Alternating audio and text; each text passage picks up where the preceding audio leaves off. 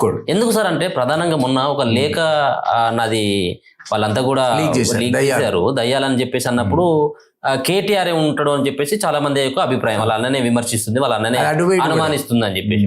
So sudden గా just ఒక 2 నెలల గ్యాప్ లోనే కేటీఆర్ మా అన్న అని చెప్పేసి మాట్లాడుకుంటూనే సో హరీష్ రావు వైపు ఎందుకు అటువైపు అర్థం కాలేదు. నేను కూడా ఆమెకు ఫ్రస్ట్రేషన్ కారణం ప్రధానంగా కేటీఆర్ అనుకున్నా. నేను కూడా హరీష్ కు నిజంగా కూడా కేటీఆర్ కున్న పవర్ లేదు, అందరికీ తెలుస్తుంది, కనపడుతుంది కదా.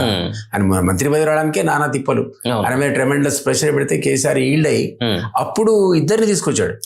ఈయననేమో వర్కింగ్ ప్రెసిడెంట్ చేశాడు, ఆయనకి మంత్రి పదవి కూడా పక్క పెట్టాడు. ఇద్దరిని కూడా మంత్రివర్గంలో తీసుకున్నాడు మళ్ళీ కేటీఆర్ ను హరీష్ రావు, ప్రెషర్ తట్టుకోలేక.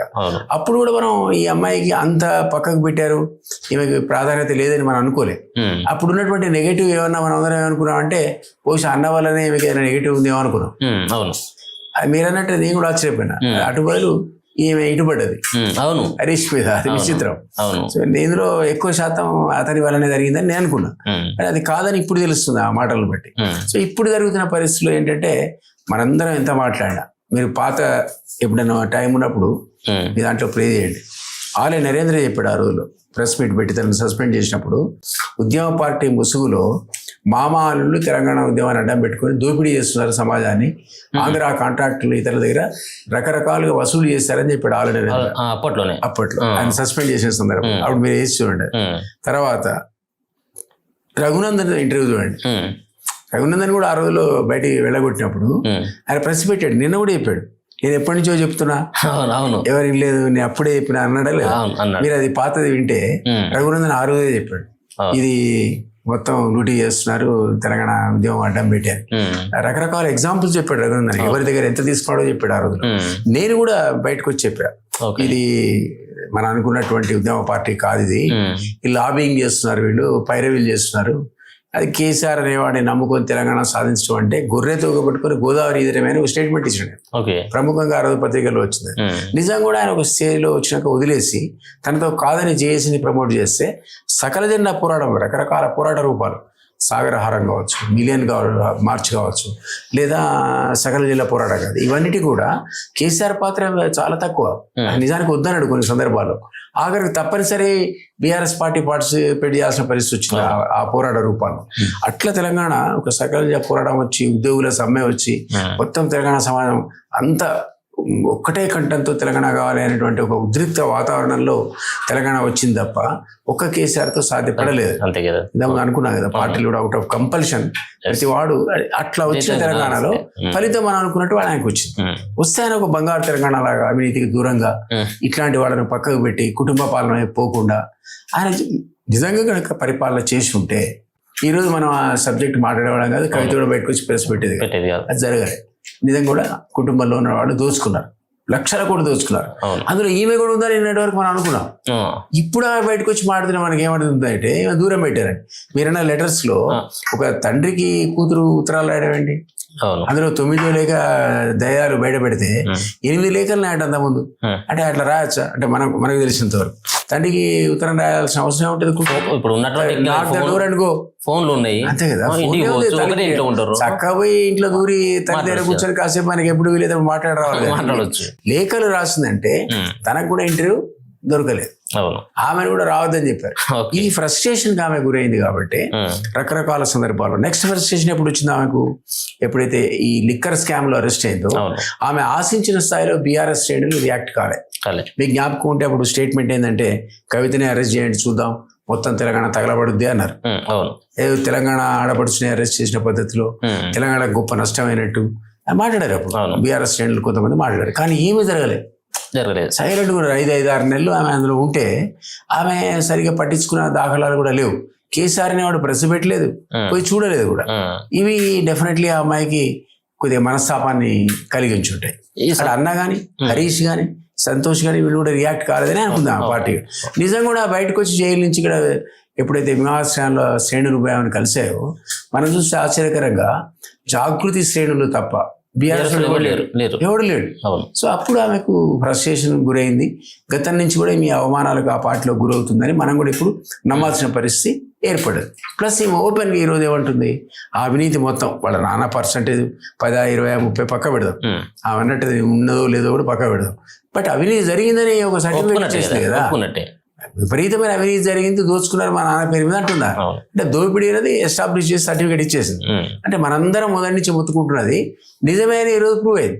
సో దీనికి మరి ఎవరు మూల్యం చెల్లించాలా? కాబట్టి ఇప్పుడు తెలివిగా రేవంత్ రెడ్డి అనేవాడు అసెంబ్లీలో తనకు మైలేజ్, పొలిటికల్ మైలేజ్ వచ్చిన దాకా చర్చ పెట్టాడు. చర్చ పెట్టిన తర్వాత ఏం చేశాడు, తనే ఒక సీట్ను ఏసీబీకి అప్పచెప్పి ఇన్వెస్టిగేట్ చేసి వీళ్ళని అరెస్ట్ చేసే బదులు కేసీఆర్ని చేస్తావా, హరీష్ చేస్తావా, లేకపోతే ఈటల రాజేంద్ర చేస్తావా అని పక్క పెట్టి, కేటీఆర్ని చేస్తావా పక్క పెట్టి. బట్ ఆ దాని నుంచి తప్పించుకొని ఎలక్షన్ లోపల తనకు నష్టం జరుగుతున్నాడో ఏమో అది లేదు కానీ నేను స్టేట్ తీసుకెళ్ళి బీజేపీ కోర్టులో వారేశాడు. ఈ రోజు వాళ్ళ మీద నెట్టాడు. ఇప్పుడు సిబిఐ ఎంక్వైరీ అంటే బీజేపీ బాధ్యత. సో ఆ రకంగా చాలా తెలివిగా అటుపక్కకి నెట్టేశాడు. సో అట్లా తను కూడా తప్పించుకున్నాడు. అడ్వాంటేజ్ ఏమో తీసుకున్నాడు, కమిషన్ వేసాడు, వీళ్ళే దొంగలు అని నిర్ధారణ చేశాడు, అసెంబ్లీలో చర్చ పెట్టాడు, అందరితో మాట్లాడించాడు. యాక్షన్ తీసుకునే టైంకి తను తీసుకునే వాళ్ళు సిబిఐ కాబట్టి. సో ఇది మనం ఎవరు ఊహించింది కాదు. చాలా పొలిటికల్గా తెలివిగా ఒక పని చేశాడని ఏదో అనుకుంటున్నా. బట్ ఓవరాల్గా మనం సమాప్తి చేయదలుచుకుంటే కవిత అన్నది సంచలనమైనటువంటి రిమార్క్సే. అంతే. ఆమె ఇంతమంది మాట్లాడడం వేరు, ఒక కవిత మాట్లాడడం. ఇప్పుడు ఆమె చేసినటువంటి ఆ వ్యాఖ్యల ద్వారా బీఆర్ఎస్ పార్టీకి ఏమైనా నష్టం? చాలా నష్టం. ఆమెతో పోయేటువంటి వాళ్ళు ఎవరైనా ఇప్పుడు బీఆర్ఎస్ పార్టీ నుంచి చాలా మంది కవిత వెనకాల ఏమైనా నడిచేటువంటి అవకాశం అయితే దాదాపు కనబడట్లేదు. సో ఏ విధంగా నష్టం? అది చెప్పలేం కానీ జనరల్ పర్సెప్షన్ ఉంటుంది పబ్లిక్ లో. ఆల్రెడీ 39 మంది ఎమ్మెల్యేలు గెలిపించిన పబ్లిక్ ఎంపీకి వచ్చేవరకల్లా జీరో చేశారు. ఇప్పుడు కూడా వాళ్ళు ఆ జీరో స్థానం నుంచి పైకి రావడానికి ప్రయత్నాలు చేస్తున్నారు. ఈ రోజు కాంగ్రెస్ మనం ఊహించిన పద్ధతిలో కాకుండా ఆ హామీలు నెరవేర్చక, డబ్బులు లేక చేతులు ఎత్తేసి బొక్కల బోర్ల పడడం వల్ల ఏమైంది, ఒక వ్యాక్యూమ్ క్రియేట్ అయింది. ప్రజలకు వేస్ట్ ఫెలో ఈయనకంటే ఆయన ఏమనే పరిస్థితి కూడా మనం పబ్లిక్ లో చూసాం. వచ్చినప్పుడు ఏమవుతుంది, బీజేపీ లేవాలి, ఒక వ్యాక్యూమ్ క్రియేట్ అయింది. ఈ వ్యాక్యూమ్ లో బీజేపీ లేవాలి, కానీ బీజేపీ ఆశించిన స్థాయిలో లేవట్లే. కాంగ్రెస్ ఏమో పడిపోయింది. మరి ఎవరు లేవాలి? బీఆర్ఎస్ లేస్తుందని మనం అనుకున్నాం. అది ప్రాణం లేని బీఆర్ఎస్ కి ప్రాణం పోస్తుంది కాంగ్రెస్ అనుకున్నాం. ఈ లోపల కవిత దాని నీళ్లు పోస్తుంది, అది పడుకుంది. ఒక మాట సార్, దీనిలో మీరు అంటే ఒక పక్కన ఫుల్ డ్యామేజ్ అవుతుంది బీఆర్ఎస్ పార్టీ అంటున్నారు కాబట్టి, అంటే ఎవరైనా కానీ పార్టీ నిబంధనలు ఉల్లంఘించినట్టు ఏదంటే అది ఎమ్మెల్యే అయినా, ఎంపీ అయినా, సొంత కూతురు అయినా కానీ నేను పార్టీ నుంచి సస్పెండ్ చేస్తున్నా అని చెప్పేసి ఇది ఒక ప్లస్ అయ్యేటువంటి అవకాశం లేదంటారా బీఆర్ఎస్ పార్టీకి? అంతా పొలిటికల్గా ఏముంటుంది, జనరల్గా పార్టీకి నష్టమే అది. ఎందుకంటే ఆమె బయటికి వెళ్ళేటప్పుడు ఏదో డిస్ప్లరీ చిన్న మాటలు మాట్లాడి సస్పెండ్ కావడం కాదు కదా. టోటల్ అవినీతి జరిగింది, మొత్తం 10 ఏళ్ల లోపల లూటీ చేశారు వీళ్ళిద్దరే. ఇది అవినీతి అనకొండలు, వేలాది కోట్లు ఆయన మా నాన్నకు తెలియదు కానీ జరిగిందంటుందా? మీరు నేను మాట్లాడాల్సిన అవసరం లేదు అక్కడ. సో దీనికి ఎవరు మూల్యం చెల్లించాలి? పార్టీయే కదా. సో బీఆర్ఎస్ ఆ పరిస్థితికి ఇప్పుడు నెట్టివేయబడ్డది, ఫలితాన్ని అనుభవించే పరిస్థితికి నెట్టివేయబడ్డది. కాబట్టి ఈ రోజు నా పొలిటికల్ వ్యాక్యూమ్లో వాళ్ళు అడ్వాంటేజ్ తీసుకునే పరిస్థితి లేకుండా చేసింది కవిత. సో మీరు అన్నట్టు మరి ఎవరు వస్తారు, ఎవరు రారు, ఓ 10 మంది పోతారా పోలోమంటూ అనేది చెప్పలేము మనం. ఒకసారి పోతారు, ఒకసారి పోరు. పోయినా పోకున్నా ఆ పార్టీ ఆమె పెడితే నేను అనుకుంటున్నా ఆ పార్టీ పెట్టాను తప్పనిసరి. చాలా రోజుల కింద ఇదే చాలా నేను చెప్పాను, ఆ బయటికి పోవడం తప్పదు, ఖచ్చితంగా పార్టీ పెట్టడం కూడా తప్పదని చెప్పాను. ఈ రోజు అది కనపడుతుంది, ఆ స్టేజ్కి వచ్చేసింది, రాజీనామా కూడా చేసేసింది. రేపు మా పార్టీ కూడా అనౌన్స్ చేస్తామని ఆశ్చర్యపోనక్కర్లేదు. కాబట్టి తను కనుక గతంలో వాళ్ళంతా తప్పులు చేశారు, సామాజిక తెలంగాణ పట్టించుకోలేదు, తెలంగాణ డెవలప్మెంట్ వాళ్ళకు ఆశయాలకు, తెలంగాణ ఆకాంక్షలకు అనుగుణంగా, ఉద్యమ ఆకాంక్షలకు అనుగుణంగా వాళ్ళు చేయలేదు పని బీఆర్ఎస్ అని చెప్తూ వాళ్ళ తప్పులు చూపిస్తూ నా విజన్ డాక్యుమెంట్ ఇది అని అంటే యాక్సెప్ట్ చేస్తారు కావచ్చు.